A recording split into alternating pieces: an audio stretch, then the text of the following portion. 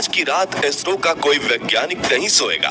वो पल आ ही गया जिसका हम पिछले 4 साल से इंतजार कर रहे थे। आज के नए डिजिटल इंडिया में पूरा देश, चाहे शहरी लोग हो या ग्रामीण, चंद्रयान 3 की लाइव लैंडिंग देखेंगे और एक नया रिकॉर्ड बनेगा। वैज्ञानिकों का हौसला बढ़ाने के लिए पीएम मोदी भी रहेंगे मौजूद, लेकिन सवाल वही कि क्या इस बार चांद को फतेह कर पाएगा चंद्रयान। दोस्तों, 23 दिन के लंबे इंतजार के बाद आखिरकार वो पल अब बस आने ही वाला है जब हमारा चंद्रयान 3 चांद की सतह पर सुरक्षित लैंड करेगा। पूरा देश घड़ी की तरफ टकटकी लगाए उस पल के आने का बेसब्री से इंतजार कर रहा है।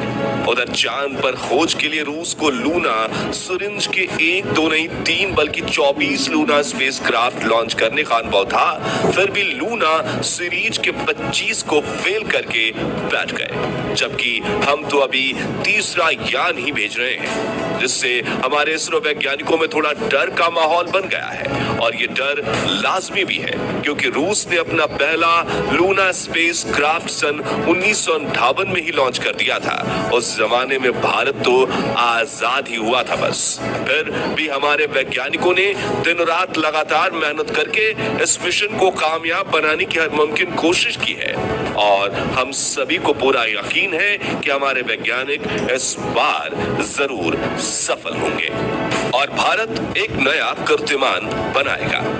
इस समय पूरे विश्व की नजरें हमारे चंद्रयान पर हैं, क्योंकि ये मिशन सिर्फ हमारे लिए ही नहीं बल्कि पूरी मानव जाति के भविष्य के लिए बहुत ज्यादा महत्वपूर्ण है। लेकिन सवाल ये उठता है कि हमारा चंद्रयान 3 इस समय कहां है और आगे लैंडिंग के दौरान उसको कौन कौन सी चैलेंजेस का सामना करना पड़ेगा, और इस बार इसका सफल होना 100% तय है या नहीं। इन सब सवालों के जवाब आज हम आपको देने वाले हैं। साथ ही आपको ये भी बताएंगे कि चंद्रयान 3 की लाइव लैंडिंग आप फ्री में कैसे देख सकते हैं, इसलिए वीडियो को अंत तक जरूर देखिएगा। दोस्तों, अभी की बात करें तो इस समय हमारा चंद्रयान 3 चांद की सतह से करीब 600 मीटर की दूरी पर है और फ्री फॉल करते हुए ये अपनी लैंडिंग साइट की तरफ तेजी से बढ़ रहा है। इसरो की लेटेस्ट अपडेट के अनुसार विक्रम लैंडर की हेल्थ पूरी तरह से नॉर्मल है और ये बिल्कुल प्लान के मुताबिक ही चल रहा है। आपको बता दें कि चंद्रयान 3 का ये लंबा सफर 14 जुलाई 2023 के दिन शुरू हुआ था, जब श्रीहरिकोटा के सतीश धवन स्पेस सेंटर में इसको लॉन्च किया गया था। ये इसरो का तीसरा मून मिशन है, जिसके चलते इसे चंद्रयान 3 का नाम दिया गया है। इससे पहले चंद्रयान 2 को 2019 में लॉन्च किया गया था, लेकिन तब हमारा विक्रम लैंडर चांद की सतह पर सॉफ्ट लैंडिंग नहीं कर पाया था। उससे भी पहले साल 2008 में चंद्रयान 1 लॉन्च किया गया और वो पूरी तरह सफल भी रहा। उसी सफलता को दोहराने के लिए एक बार फिर से हमारे चंद्रयान ने चांद पर अपनी दस्तक दी है और अब ये चांद को अपनी मुट्ठी में करने यानी चांद पर सॉफ्ट लैंडिंग करने के करीब है। साथ ही इस बार इसका सफल होना भी पहले से ही तय माना जा रहा है। अब ऐसा आखिर क्यों है, ये जानने से पहले चलिए एक बार चंद्रयान 3 के अब तक के शानदार सफर पर एक नजर डालते हैं। तो जैसा कि हमने आपको बताया, चंद्रयान 3 14 जुलाई के दिन दोपहर 2:35 पर लॉन्च हुआ था और हमारे LVM-3M4 रॉकेट ने इसे पृथ्वी के ऑर्बिट तक पहुंचाने में सिर्फ 16 मिनट का समय लिया था। इसके बाद चंद्रयान ने पृथ्वी के 5 ऑर्बिट पूरे किए, जिससे इसे करीब 17 दिन का समय लगा। पृथ्वी का ऑर्बिट कंप्लीट करके 1 अगस्त के दिन ये ट्रांस लूनर ऑर्बिट के रास्ते चांद की तरफ निकल पड़ा, जिसे ट्रांस लूनर हाईवे भी कहा जाता है। ये रास्ता तय करने में इसे 5 दिन का समय लगा, जिसके बाद 5 अगस्त के दिन इसे लूनर ऑर्बिट यानी चांद की कक्षा में प्रवेश मिला। पृथ्वी की तरह ही चांद पर भी इसने 5 ऑर्बिट पूरे किए।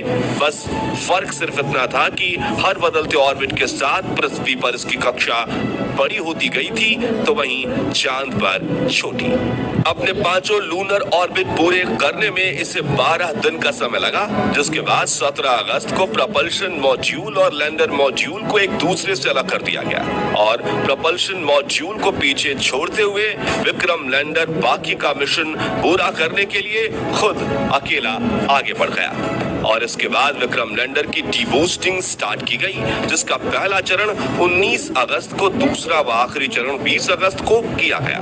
डीबूस्टिंग का मतलब लैंडर की गति को धीमा करके उसे सतह के जितना हो सके उतना करीब वाले ऑर्बिट में लाना होता है। पहली बार डीबूस्टिंग करने पर विक्रम लैंडर 113 गुने 157 किलोमीटर के ऑर्बिट में आ गया। वहीं दूसरी ओर आखिरी डीबूस्टिंग करके इसे 25 गुने 134 किलोमीटर के ऑर्बिट में डाल दिया गया और यहीं से इस मिशन का आखिरी पड़ाव स्टार्ट हुआ। दरअसल इस ऑर्बिट में आने के बाद सबसे पहले हमारे विक्रम लैंडर ने अपनी लैंडिंग साइट को खोजा, जहां इसरो ने इसको लैंड कराने का प्लान किया था और उसके बाद फ्री फॉल करते हुए ये चांद की सतह की तरफ बढ़ने लगा। दोस्तों, ये तो हुआ चंद्रयान 3 के अब तक के सफर का हाल, जो आज हमने आपको बहुत शॉर्ट में बताया। चलिए अब जानते हैं कि इस बार विक्रम लैंडर का सॉफ्ट लैंड करना 100% क्यों तय माना जा रहा है। देखिए, जब हम कहते हैं कि इस बार, इसका मतलब ये है कि पिछली बार हम ऐसा करने में सफल नहीं हो पाए थे, यानी हमारे वैज्ञानिकों से कुछ कमी रह गई थी, जिसके चलते चंद्रयान 2 का विक्रम लैंडर क्रैश हुआ था। मगर इस बार वैज्ञानिकों ने न सिर्फ अपनी उन गलतियों को सुधारा है, बल्कि चंद्रयान 3 के विक्रम लैंडर को पहले से कहीं ज्यादा एडवांस भी बनाया गया है। तो अब सवाल आता है कि वो कैसे?